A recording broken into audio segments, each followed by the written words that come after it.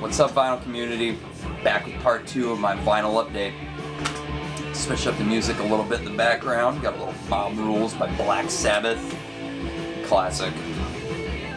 Nothing says Christmas season like fucking Black Sabbath. You know I'm right. Cheers. Alright, so continuing on with the batches and batches of records I've got here. We're going to start with some finds from my honey hole from a few weeks back. Now, we're capping off the year with a pretty kick-ass haul. I've mentioned it in tons of videos over the last few months that I've just been really disappointed in the amount of good stuff that has been coming in. Yes, I have found some really, really cool finds for really cheap there, and I can't honestly complain completely, but comparatively to when I was going there a year ago at this time, and I would walk out with, every time at least, with anywhere from 3 to, upwards of 8 to 10 records at a time.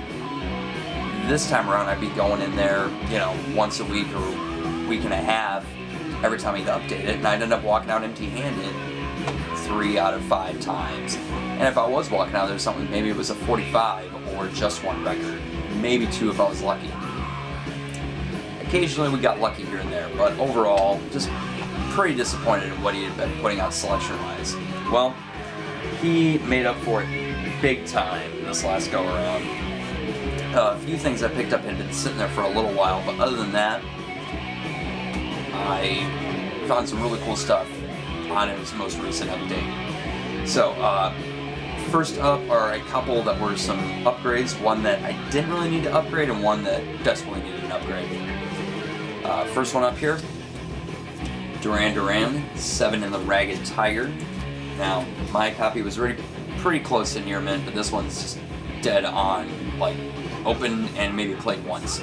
And so got the hype sticker up here, so very, very cool to get that. That one and this one had actually been sitting there for a while. I ended up kind of going on a bit of a spree, because I was also buying a few things for my future sister-in-law. She was getting a turntable for Christmas, and she's an 80s fan, so my other copy went to her, and I picked up a few other oddball things for her, some more 80s type stuff that I knew she'd be into. And so it's kind of an excuse for me to upgrade a couple of things as well, so why the fuck not? Buy records from me while I'm shopping for somebody else? You know how to do it. Next one up, major upgrade copy. Catherine Wheel by David Byrne. I've had this one on vinyl and on CD since I was in high school, so at least a good, 10 years or so. And my copy,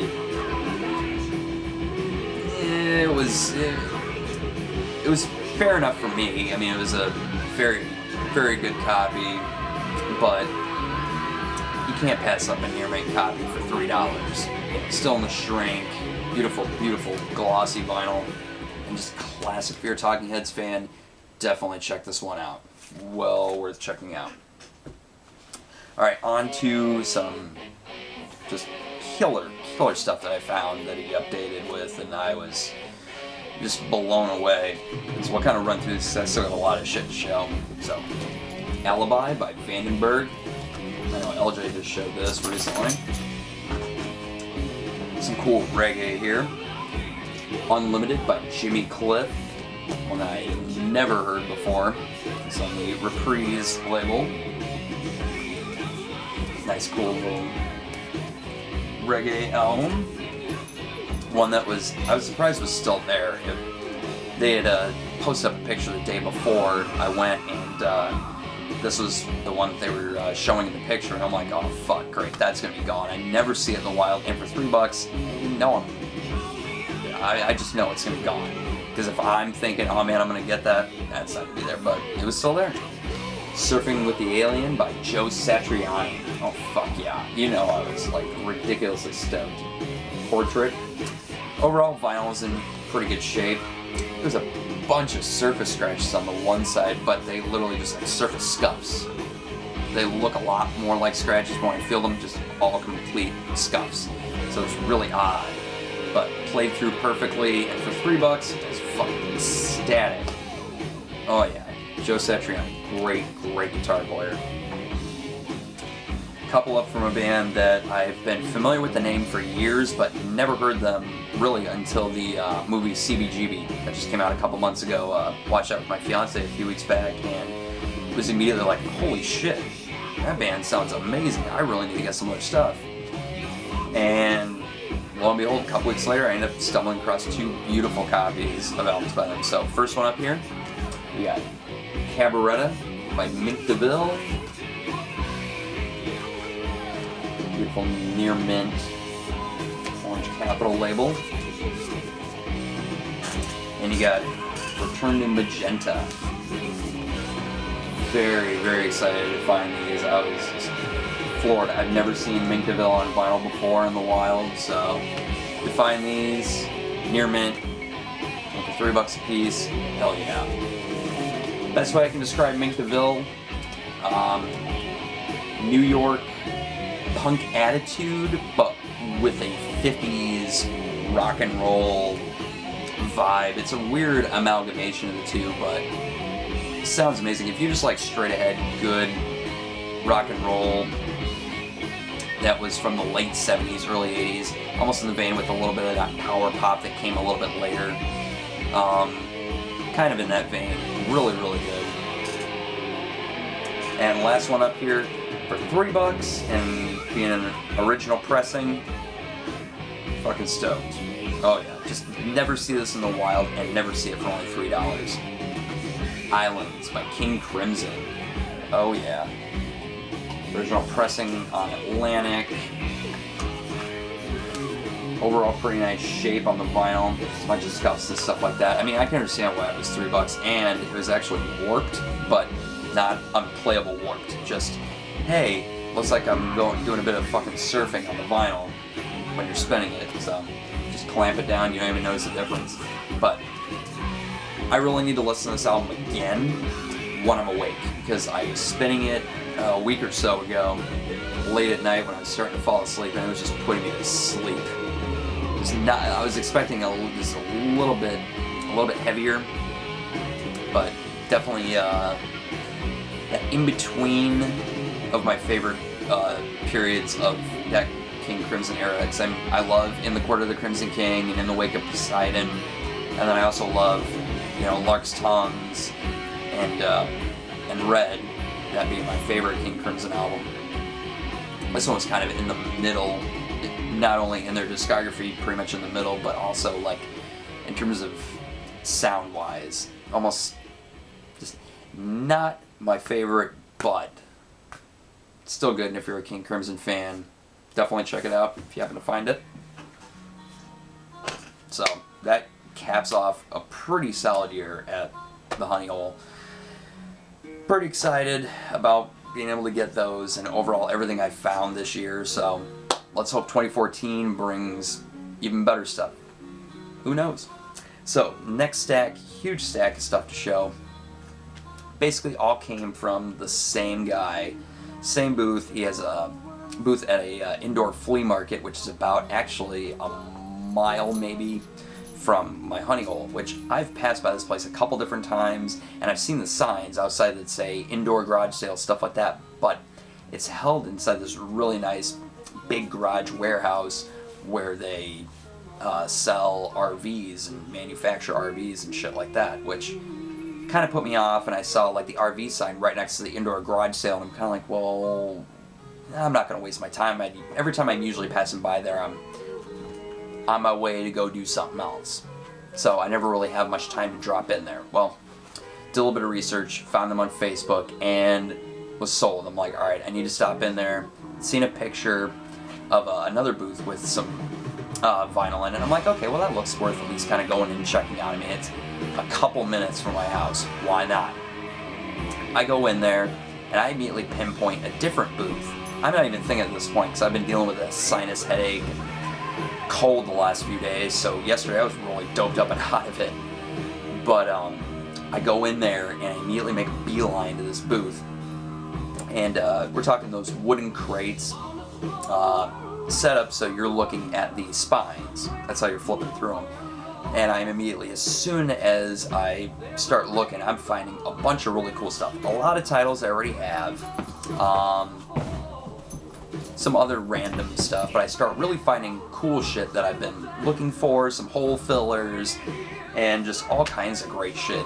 Ended up with a few upgrade things, and a really, really awesome find, which I'll save for the end.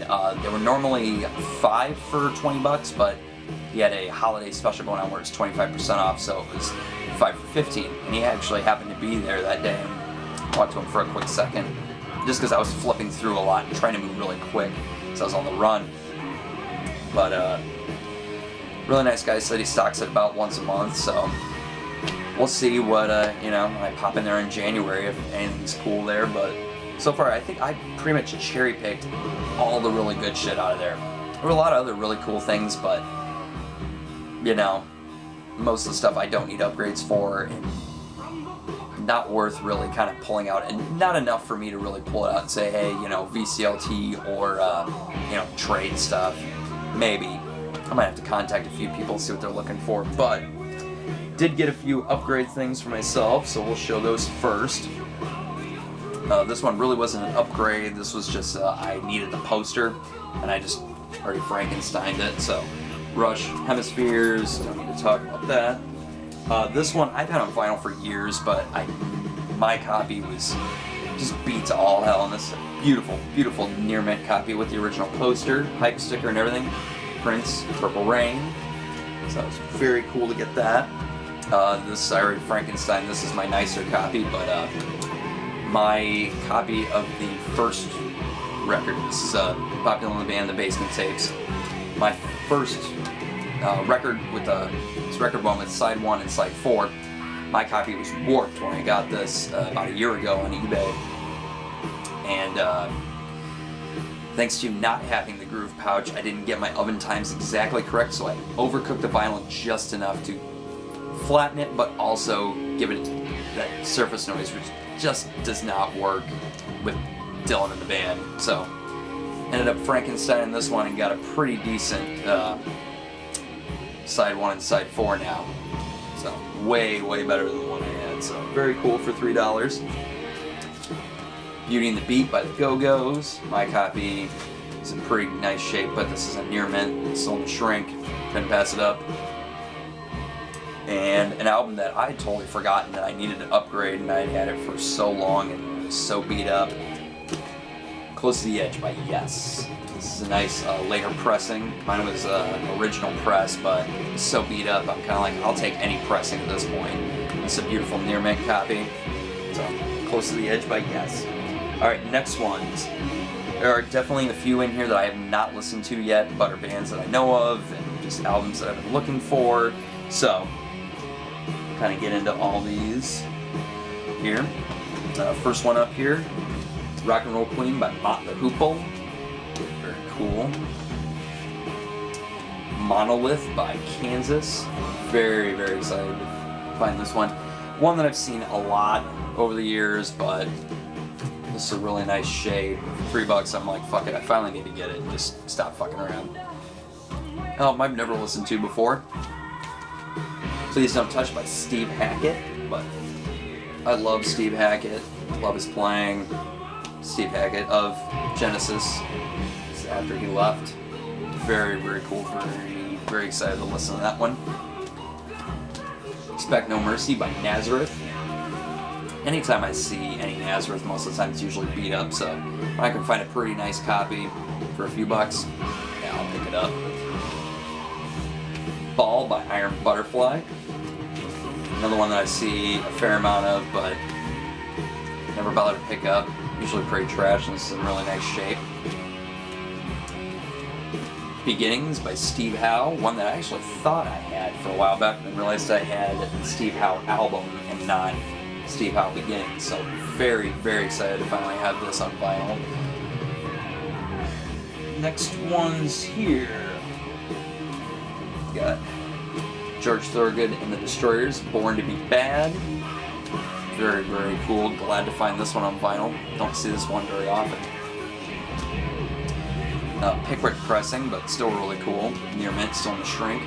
Blues Project. Definitely looking forward to listening to that. another Rush one. They had a lot of Rush, but everything I pretty much had except for this one. Grace Under Pressure. Very excited to find this. Really, really nice shape. The Harry Nelson album I never even heard of before. This is Sandman. It's from, what year is this? 1976. I've never heard this album before, and I'm a big, big Harry Nelson fan. So apparently not big enough to know his discography, but very, very excited to grab a hold of that. About Face by David Gilmour. Great solo David Gilmour album. Had this one on CD for a long time, but never see it on vinyl, and especially for, well, never see it on vinyl for really cheap and in really nice shape. So $3 near mint, hell yeah. Tom Tom Club, self-titled. Very, very cool.